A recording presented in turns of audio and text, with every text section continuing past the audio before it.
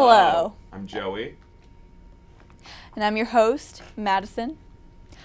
Pillow Talk, since its conception, has been striving to be one thing and one thing only: a public access show that is completely pretentious. Recently, we found that the show has not been seen as pretentious as we would have liked. To correct that, what we will be doing tonight is a series of poetry readings by Gertrude Stein. After each poem that we've read out loud, Joey and I, here in this room together, reading the poems, we will be discussing each poem in a literary fashion.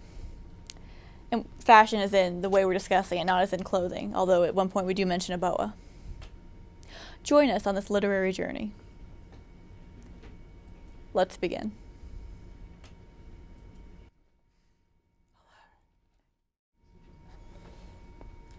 A little called Pauline. A little called anything shows shudders. Come and say what prince all day. A whole few watermelon. There is no pope. No cut in pennies and little dressing and choose wide soles and little spats, really little spices. A little lace makes boils. This is not true.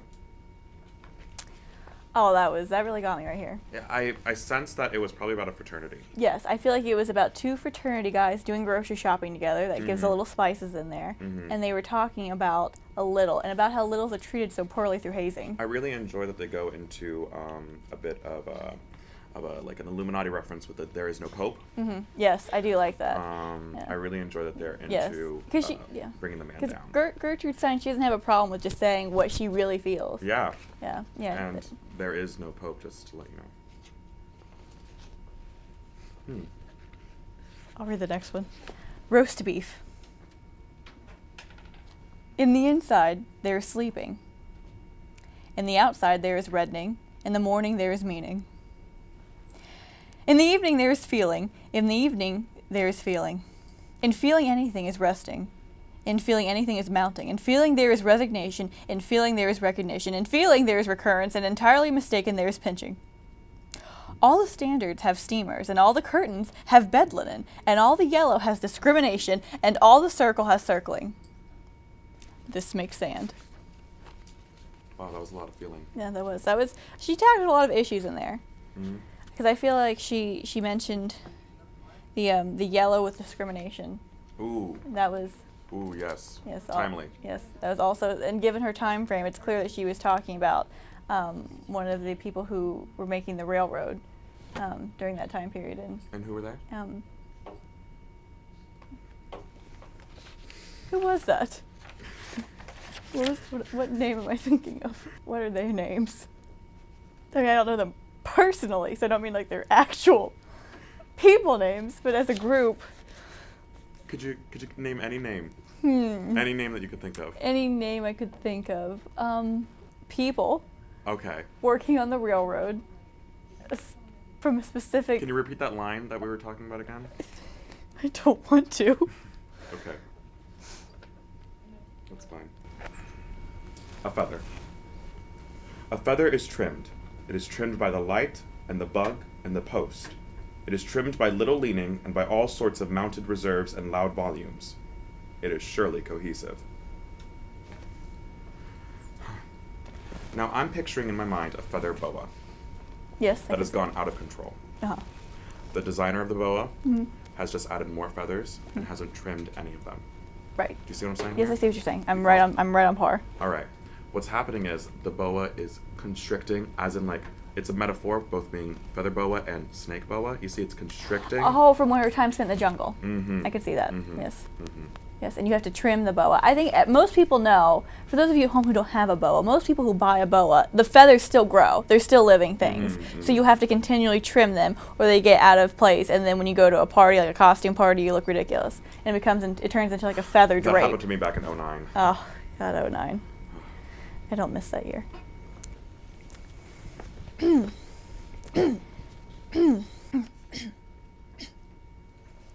A red hat.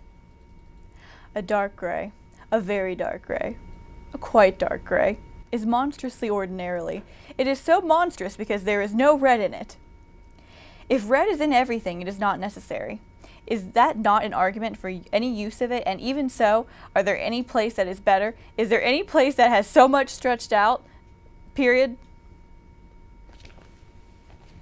Now, I see that you added the use of saying period at the end. Why is that?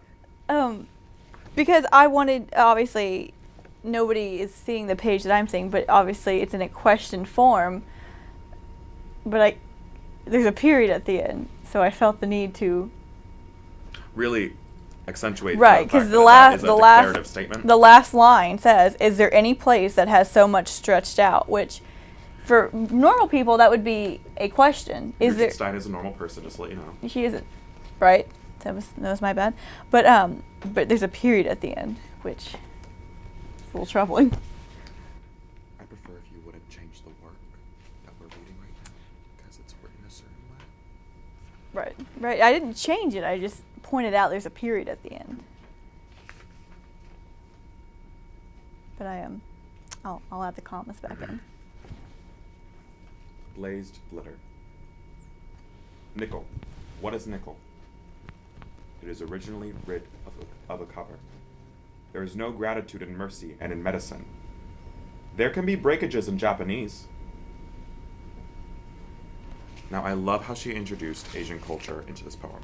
Yes, I think it led into her other poem that we read earlier. What was that?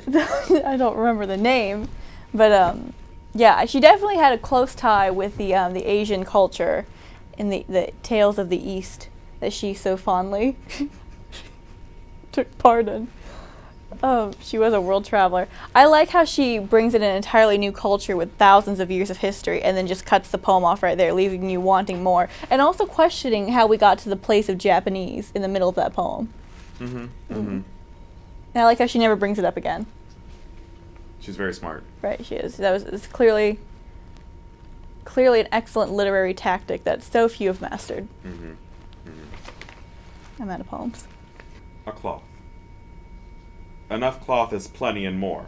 More is almost enough for that, and besides, if there's no more spreading, is there plenty of room for it? Any occasion shows the best way.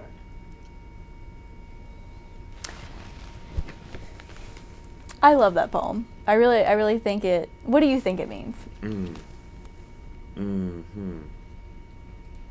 I think her tone is extremely onomatopoeia-based. And very facetious in terms of her eloquent divulsion into that particular sequence.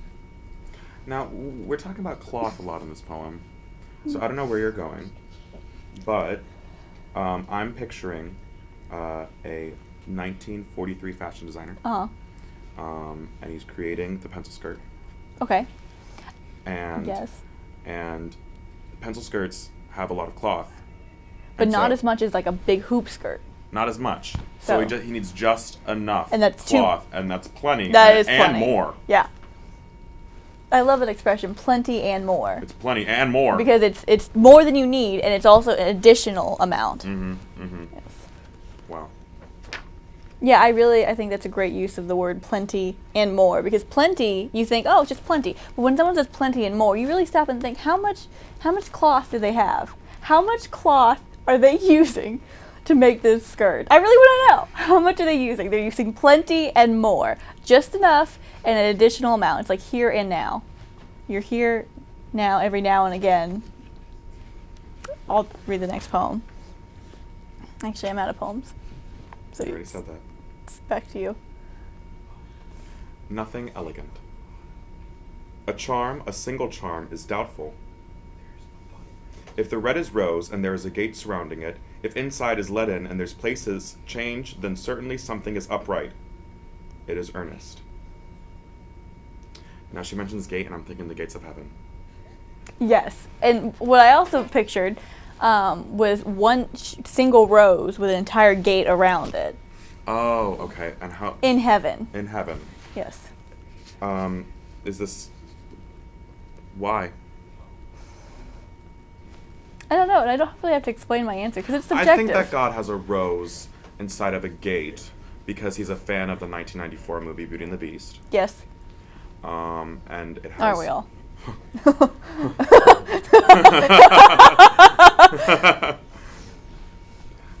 But I like where you're going with the rose, because if you look at most stained glass windows, it's usually like, you know, a stained glass window, and it's usually someone holding a baby or a rose like this, like, and they're always looking down, kind of judging you to make you think twice, but they're also holding a rose that I think signifies pain because of the thorns, because they're squeezing it super tight. Why are you squeezing it so tight? You're gonna hurt yourself. Yeah, because they're just like, I have to. Because I was drawn this way. Mm-hmm. They have no control. They're inanimate objects, Joey. They're just stained glass windows. But the rose also shows the beauty of the world. You've studied this a lot.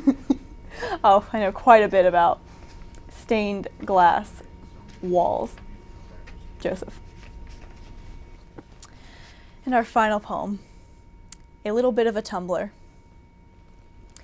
A shining indication of yellow consists in there having been more of the same color than could have been expected when all 4 were bought. This was the hope which made the 6 and 7 have no use for any more places, and this necessarily spread into nothing. Spread into nothing. She used that same device again of the repetition. Yes, I think I really like that tactic. I think maybe it has something to do with a word count issue. Maybe she had to fill a quota. Maybe, because I think she probably wrote for, like, a newspaper, and they're like, Gertie, we need like 50 words by Friday, and she's like, 50 words? 50 words. I've got 3. Spread into nothing? That's like Spread 47, yeah. Spread into nothing. Probably put it at 51. So, yeah. So, I mean, that was, you know, it's amazing these artists that we revere. We look back and they're just normal people like us who had to fill a word count. Yeah. You know, or what have you. Thank you for joining us.